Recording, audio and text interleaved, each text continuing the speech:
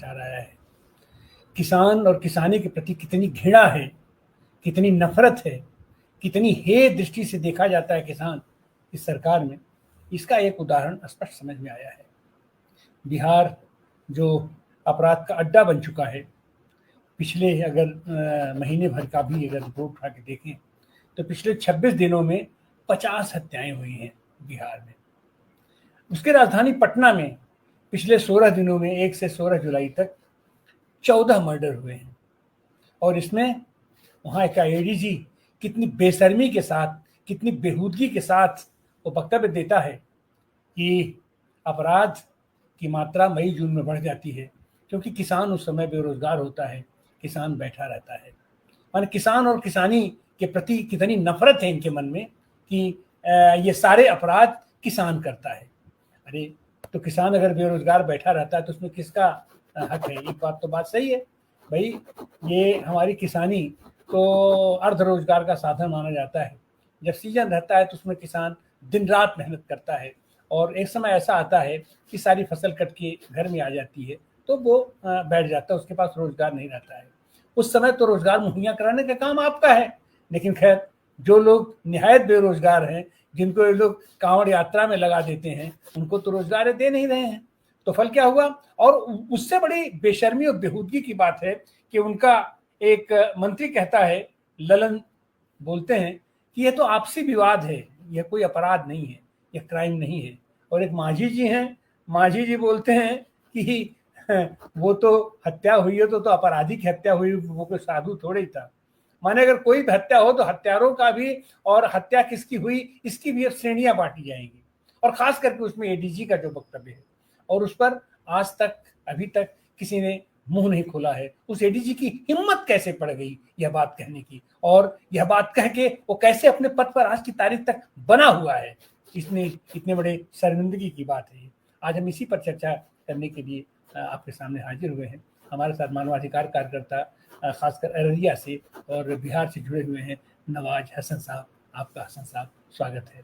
और हमारे साथ अखिल भारतीय किसान महासभा के महामंत्री, भारतीय कम्युनिस्ट पार्टी माले के केंद्रीय कमेटी के सदस्य पुरुषोत्तम शर्मा जी भी जुड़े हैं। आपका भी शर्मा जी स्वागत है। तो हम चलते हैं पहले शर्मा जी के पास। शर्मा जी, आपकी टिप्पणी, ये बिहार में क्या हो रहा है? बिहार में क्या, यह तो पूरे के पूरे देश के राजनीतिक, देश की सत्ता का चरित्र उजागर कर रहा है। एडीजी का बयान खास करके कि किसान मूलतः अपराधी है, किसान ही ये सब अपराध करता है। जब खाली बैठा रहता है तो उसके दिमाग में सब फितूर आता है। जी पुरुषोत्तम जी। देखिए, बिहार में तो आप लोग देख ही रहे हैं लंबे समय से कि वहाँ सरकार जो है वो नीतीश जी चलाने की स्थिति में नहीं है, और जो सरकार चल रही है वो सरकार चल रही है भारतीय जनता पार्टी की, नीतीश जी को सामने रख करके। और किसी भी तरीके से सत्ता में पहुंचने के लिए इस सरकार ने वहां की तमाम सामंती ताकतों से लेकर के तमाम अपराधी माफिया ताकतों के साथ एक बड़ा गठजोड़ नौकरशाही का बना हुआ है। और उसी के चलते जिस तरीके का एक दमन का, एक अपराधों का, एक हिंसा का राज वहां पर अभी कायम है, वो उसके उदाहरण रोज जो है देखने को मिल रहे हैं। तो हम लोग देख रहे हैं कि पहले तो महिलाओं के साथ जो हिंसा और जो यौन अपराध की घटनाएं लगातार बढ़ रही थी, सरकार के संरक्षण पाए हुए वो तमाम लोग थे, नौकरशाही के संरक्षण पाए हुए लोग थे। जगह जगह वहाँ समाज के कमजोर तबकों के ऊपर जो सामंती ताकतें हैं उनके हमले, और जिसमें कई जगह हम लोगों ने दलित पिछड़े समुदाय से आए हुए लोगों की हत्याओं का एक सिलसिला पिछले दौर में हम लोग देख रहे हैं। और अब तो चीजें यहाँ तक पहुंच गई हैं कि जो पटना शहर है, पटना शहर में तक जो राजधानी है, वहाँ के बड़े व्यवसायी सुरक्षित नहीं है, व्यवसायियों की खुलेआम हत्या हो रही है।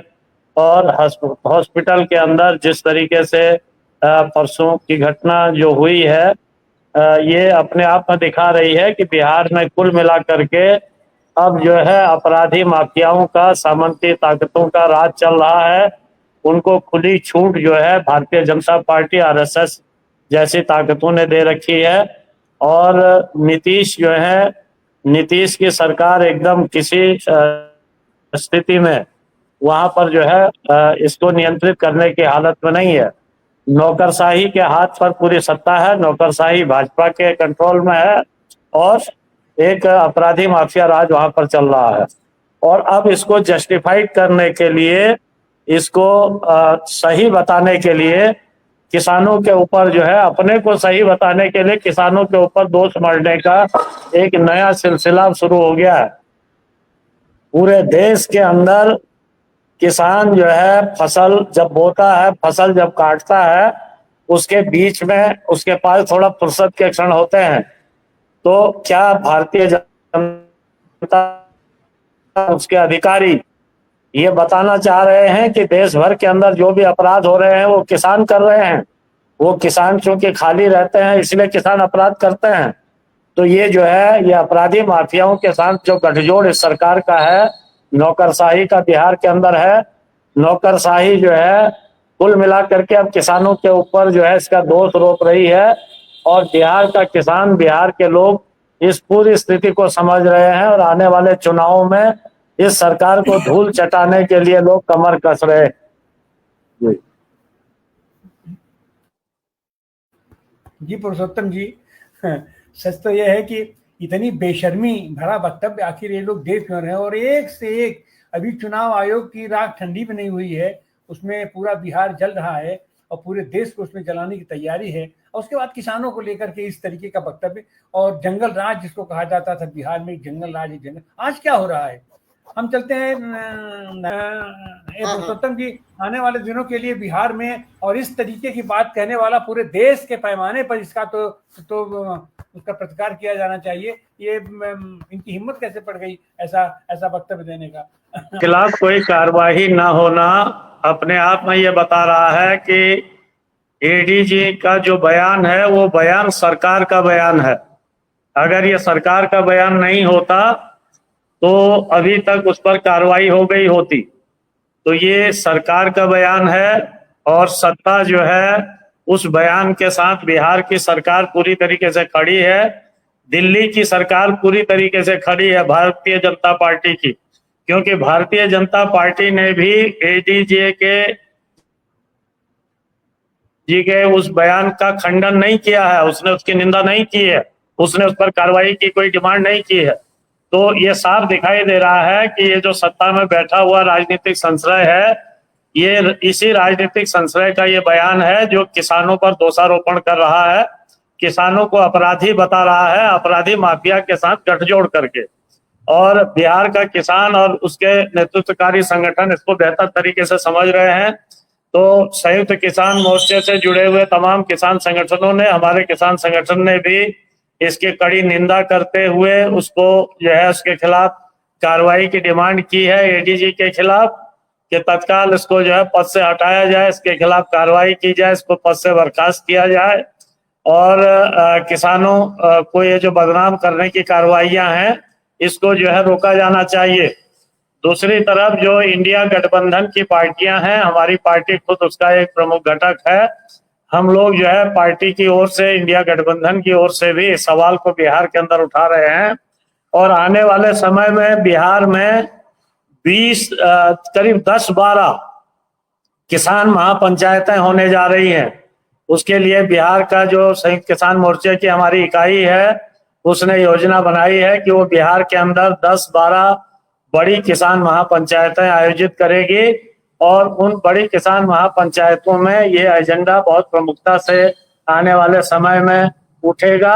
और बिहार की ये जो राजनीति है, अभी जो राजनीति में उबाल आया हुआ है, एक किस्म से अभी बिहार का जो चुनाव है, इस सरकार ने चुनाव को चोरने की जो रणनीति बनाई थी, उस रणनीति ने बिहार के चुनाव को अभी चुनाव नहीं बल्कि एक आंदोलन का मंच बना दिया है, एक युद्ध की जमीन बना दिया है।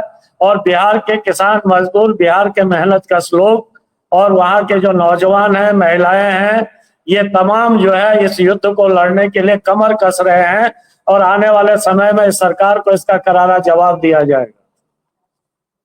जी पुरुषोत्तम जी, आप सब साथियों का बहुत बहुत आभार।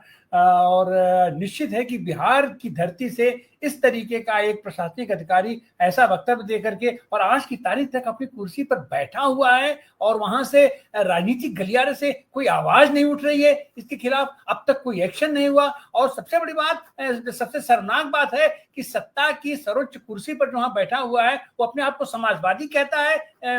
ये समाजवादी आंदोलन का अगवा दस्ता अपने आप को कहता है। यह निहायत शर्मनाक बात है और इसके खिलाफ आक्रोश तो होना चाहिए। और ऐसे अधिकारियों, जहां कहीं से भी ऐसी आवाज आती है उसके खिलाफ तो जबरदस्त प्रतिवाद उभरना ही चाहिए। और संवैधानिक तरीके से हम जो भी आंदोलन कर सकते हैं हमको आंदोलन करना चाहिए और ऐसी सरकार, ऐसी सत्ता को बदलना ही होगा हर हालत में, जो कि ये किसानों को इस तरीके से हे दृष्टि से देखती है, अपराधी उसको साबित करने की कोशिश करती है। आप सारे साथी हमारे साथ जुड़े,